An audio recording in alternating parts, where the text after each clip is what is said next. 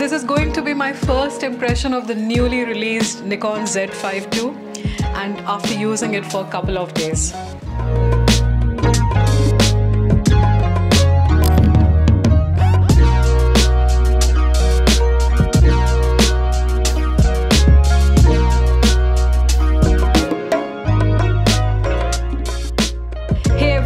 Welcome to my channel. Today's video is really special because there are a lot of new things in today's video. If you have not already noticed, I'm using a new light setup. I finally got this nice soft box and it is quite a different lighting setup from my previous videos. And the most exciting part of this video, if you have not already guessed, is my brand new Nikon Z5 II. I'm going to give you my first thoughts about this camera after coming from a Nikon Z6 II. I'm going to do a lot of more detailed videos about this camera in the coming weeks, so stay tuned. I already use a Nikon Z6 II and which is not going anywhere, and I will tell you in a minute the reason why I went for this camera. If you have not already subscribed, then what are you waiting for? Please do consider subscribing to my channel to help support a small channel like mine. And thank you to each and every one of you who have already subscribed to my channel and constantly show up to view my content. I really appreciate each and every one of you out there.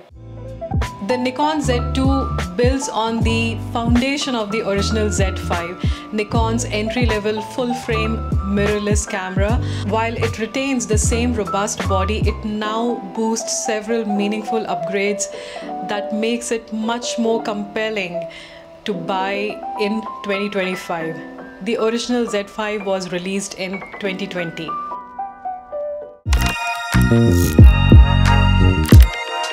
So before we get into the first impressions of this camera, I wanted to address the elephant in the room. What was the reason why I went ahead and bought a second camera body?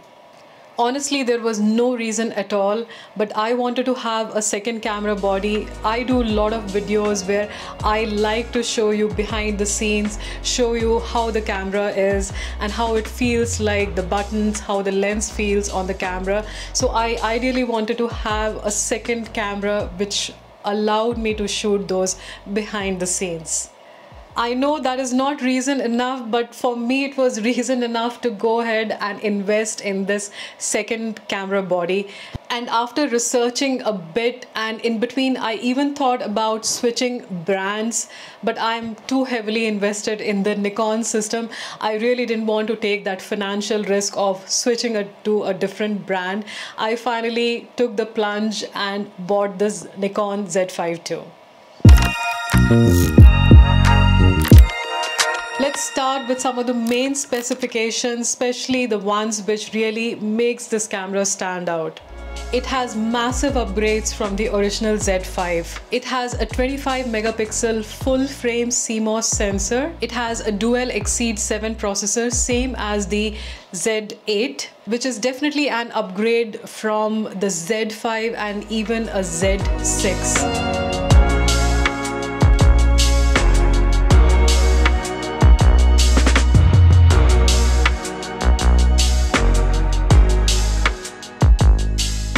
It has a 5-axis in-body image stabilization. It has a 4K video capability up to 60 frames per second, which was missing in the original Z5.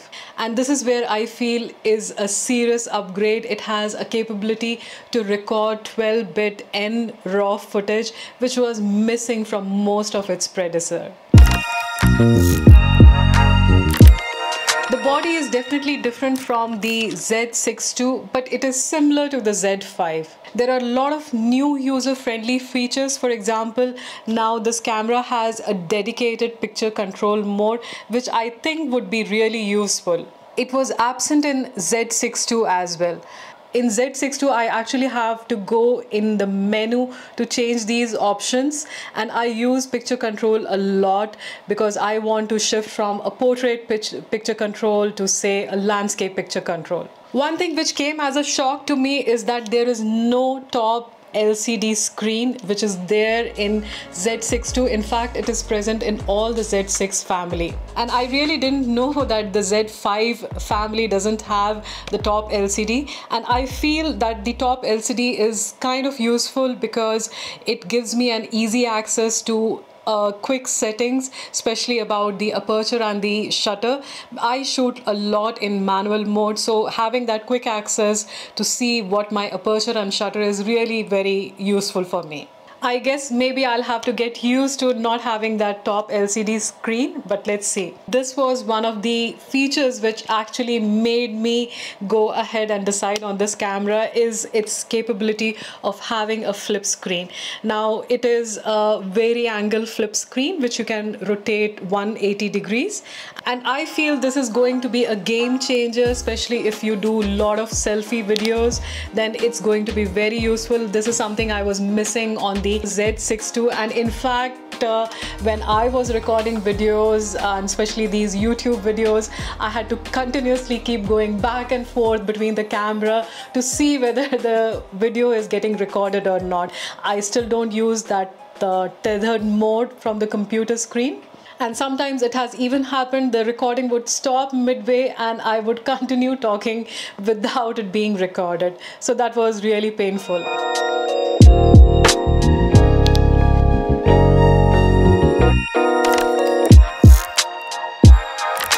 Now let's talk about one of the best features in this camera, which I feel is the autofocus. Immediately I could see a lot of difference between the autofocus, even without comparing it actually with the Z6 II, and this is really very fast, and the way it tracks subject is really unbelievable. And coming from a Z6 II, it was really very surprising for me, and I really enjoyed the autofocus on this camera. And one of the cool features which I feel this camera has, which is definitely absent on the Z6 II, is the AFA mode for photos. So what AFA does is it automatically detects your subject and it will categorize in one of those categories it already has inbuilt. So it will detect between a human, an animal, say a vehicle. There is an option of also detecting birds, which I'm sure is a good news for all you birders out there. And when it comes to photography, I guess it's not going to be very different from the Z6 II. The Z5 II seems to have sharp images with really good dynamic range. It handles highlights and shadows beautifully, and especially for raw photos. But I would have to say for photography, it is going to be more or less similar to the Z6 II, and you will in fact not see any difference between them. In terms of the ergonomics of this camera is really good. The grip seems to be very solid, and I'm sure if you pair it with a very lightweight lens, it's going to be a very good walk around lens, which could be a very good for, say, something like street photography, which is something which I really find interesting to shoot. And here's what we really want to discuss, that's the video capabilities of this camera. It's definitely an upgrade from Z5 and even from a lot of its predecessor like Z6 II. I feel this camera is more closer to a Z6 III, which is already released long time back in terms of the video qualities. It has the ability to shoot 12-bit raw footage and a 10-bit footage in SDR, HLG and N-Log options, and it also supports a standard 8-bit MP4 and movie formats. And these are really quite impressive specifications, especially considering that this is an entry-level full-frame camera. But one thing I would say is, like, this was one of the reason or the specifications which I was looking in my next camera was its ability to shoot in N-Log format. I tried out the N-RAW format and the file size was really huge. Though I was able to edit that file on my slow computer, I am still going to think a little bit about how I would shoot in the N-RAW mode going ahead. For now, the 10-bit HLG option really looks good for me, and maybe you'll see me shooting more in RAW format in the future, but for now I'll stick to the 10-bit format itself. And I feel that a lot of people really think all these specifications are great. The ability to shoot in NRAW format is really good, but the ability to shoot in RAW is one thing, and the ability to process and even store those huge files is really another. So do keep in mind if you think about deciding on buying a camera next time. I in fact kept the criteria of selecting my next camera very simple. It should have the capability to shoot raw footage, it should have a flip screen, and also a good image body stabilization, which I'll come in a minute. And when it comes to stabilization, I had no idea about stabilization. After using a phone for making videos, you will feel that how can an expensive camera be even more worse than a phone in terms of stabilization? Well, definitely that's not true. And I really feel that if I don't keep my camera either on a tripod or even a gimbal, then footage are really not very good in terms of stability. But this camera really has massive upgrades in terms of stabilization. It has 5-axis in-body stabilization, which is based on a physical motor, in fact, not just the virtual kind of a stabilization.